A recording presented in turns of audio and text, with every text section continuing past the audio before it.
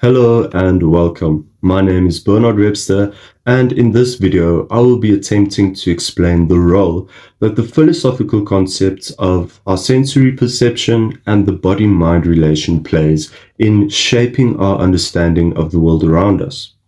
To do this, I will be making particular reference to the well-known philosophers, namely David Hume and Immanuel Kant. I will be comparing and contrasting their views to one another, and finally, I will explain how these modes of thinking can be applied to our understanding and perception of visual art, more specifically in relation to the world of painting. For starters, David Hume was a Scottish philosopher who can be described as an empiricist.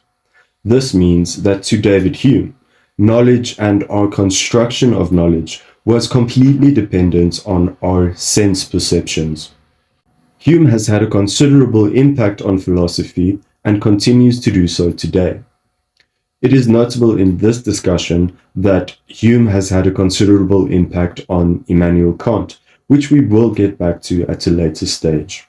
Hume's most relevant writing towards the subject can be found in his book titled A Treatise of Human Nature. In this book, Hume went beyond his empiricist predecessors by refining the concept of perception. Hume spoke of the object of our perception as the thing that we perceive in the mind. He also states in chapter 6 that he can never truly catch himself without a perception, be it light or shade, pain or pleasure, and that he can never observe anything but some form of perception.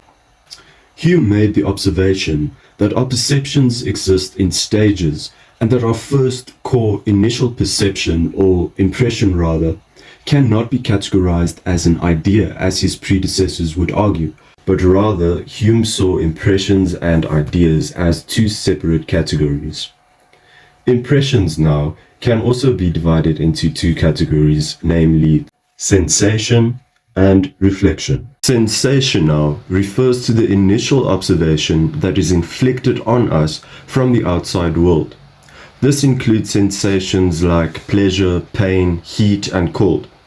The sensation is then projected onto the mind, where a memory of the sensation is then created and stored. This now becomes an idea, or the residue of the initial sensation. Reflection now begins once the mind collects this database of ideas and reflects on them. From these reflections, emotions are formed. These emotions, or reflections, then also make their own impressions on the mind once the mind recalls them. And as the mind stitches these impressions of reflections together, the mind creates a larger, all-encompassing narrative of more abstract ideas, such as identity, for example. With regards to Hume's position on the mind-body relation, we read in part 4 of the Treatise of Human Nature that the human experience can be diluted and defined as, and I quote, nothing but a bundle or collection of different perceptions which succeed each other with an inconceivable rapidity and are in perpetual flux and movement. This quote reveals to us how foundational of a role the body plays in creating knowledge with regards to the fact that the body is the conductor of the senses and perceptions of which the mind creates the sense of self. Hume also supports this stance by suggesting that once this conductor, namely the body, is phased out of the equation, no sense of self can be experienced. To illustrate the illusion that the creation of knowledge is dependent on reason alone, Hume explains in the chapter titled Of the Necessity of a Cause that we can only ever assume the causality of things. He suggests that a concept such as belief is formed by an ever-repeated stream of impressions and perceptions, one following the next. To round off this concept, Hume goes on to explain in a later chapter that instead of reason, the cause of our beliefs and understanding is a result of habit. To put it differently, we assume that after lightning, thunder will follow, as our minds recall previous perceptions because we associate the sound of thunder with lightning out of pure habit. Now, to sum this up, Hume stated that our reason must be considered as a kind of cause of which truth is the natural effect. This now leads me to Immanuel Kant, who was ironically influenced by Hume as he came to a completely different conclusion. Kant had an immense impact on philosophy throughout the ages, and although he was educated as a rationalist, he found himself influenced by the empiricism of Hume, evident in the fact that Kant once said, and I quote, "The remembrance of David Hume was the first thing which many years ago interrupted my dogmatic slumber." We can thus say that Kant can be described as a rationalist on the edge of empiricism. Kant agreed with Hume that the senses are a necessary element for the creation of knowledge. However, he came to a different conclusion in the fact that he believed that it does not end there, but instead, Kant was of the opinion that both sense perception and the natural capabilities and capacity of the human mind carry equal responsibility in the creation of knowledge. In Kant's most influential work, Kant explains how sense perception alone can be chaotic and random, and thus what we experience as reason is dependent on the capabilities of the mind that exist naturally already. He recognized that the mind has the ability to structure these perceptions in order to make sense thereof, and that without it, the input of our senses would remain incomprehensible, meaning that to Kant, a theoretical deduction of sorts was an essential catalyst that is applied to our observation of the senses in order for reason and knowledge to be generated. In opposition to Hume, Kant recognized that perceptions and impressions that appear to the mind at first, meaning the first initial raw thought that appears to us, cannot be accepted as truth. But one must first consider this thought through critical reasoning and theoretical deduction to uncover the validity of such a raw thought. This deduction is accomplished by a priori structures of the mind, even with regards to things like our experience of space and time. When we think of space and time, as opposed to Hume's model, we do not experience the passing of time and the changing of space as a habit that we learned from perceptions and impressions, but rather we are simply naturally born with the ability to experience the dimensions of time and space as a built-in capacity of the human mind. This now leads me to the relevance of both philosophers' view on sensation in relation to visual art. Firstly, for Hume, let us look at his writings on the subject in his book titled Of Standards of Taste, wherein he writes, and I quote, "Beauty is no quality in things themselves. It exists merely in the mind which contemplates them, and each mind perceives a different beauty." In this quote, Hume explains that our experience of beauty is completely subjective. He goes on to explain that beauty is in the eye of the beholder in the fact that he believes that our experience of beauty is generated by our previous experiences and perceptions, of which each person's experience is unique. This then explains how we cannot pin down beauty as an objective truth and define the true essence thereof in any object.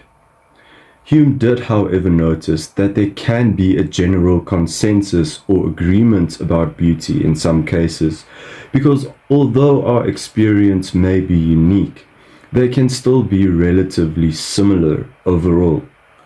He also suggests that good taste is not something that we are naturally born with, but that it can be refined and cultivated in relation to the amount and quality of the perceptions that we consume, suggesting that we learn how to identify good art by the habit of consuming good art.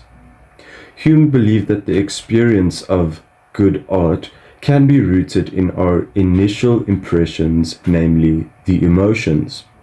We are thus left with a good frame of reference for judging art, as what now becomes important is not necessarily the didactic richness of a particular artwork, but its emotional depth and how it makes us feel. This now leads me back to Kant, whose book, Critique of Judgment, sent shockwaves throughout the philosophical dialogue of art. Kant viewed that art did not have to meet certain criteria and rules or standards to be considered beautiful, but instead he argued that art that is beautiful will demand contemplation simply because it is beautiful, resulting in what Kant called a disinterested satisfaction. This hints that Kant believed in a beauty that surpasses Hume's simple, general consensus of beauty, and implies that beauty can exist universally. It is clear that Kant believed that our experiences are greatly determined by the mind, and the same can be said about his view on art. In contrast to Hume, Kant takes the imagination into consideration and suggests that it plays a vital role alongside the senses in making sense of an artwork. It is important to note that Kant did not deny the role of the senses, but took it further. To quote Kant on the role of the imagination, he stated that the imagination is the faculty for representing an object even without its presence in intuition. This element of the mind is what structures what we see, namely color, lines, and shapes, into a coherent narrative of sorts. We use the imagination to bridge the gap between what we see and what we understand. This reveals to us that art is not merely about an accurate representation of something that an artist perceived in the real world, but that true beauty ignites the imagination and sends it an invitation to free itself and to play. To conclude, we looked at Hume and saw the importance of our senses in creating our sense of self and our idea of knowledge. And we considered the role that causality and habit plays in the creation of knowledge. We considered the suggestions by Hume that our knowledge simply constructs itself, while Kant reminded us that we should actively hold every thought accountable by considering its validity through reason. Kant also revealed that the mind must have some inbuilt structures that aid in our understanding of the world. With the help of Hume, we genuinely considered the inner workings of the mind and the role that the body plays in our experience of the world and of art, and we saw that it is foundational.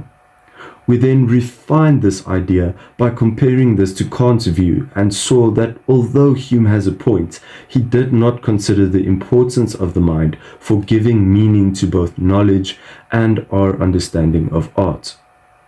On the note of art, we were reminded by Hume that we can always refine our taste by consuming more and more art, and that we should be aware of what we feel in the moment while engaging with art, and this can be a very valuable experience while engaging with art. Kant reminds us to keep searching for a universal beauty and invites us to use our imaginations to truly have a valuable interaction with art and to uncover its meaning through the pleasurable experience of allowing what we observe, what we feel, and what we can imagine to shape our minds into something beautiful. Thank you.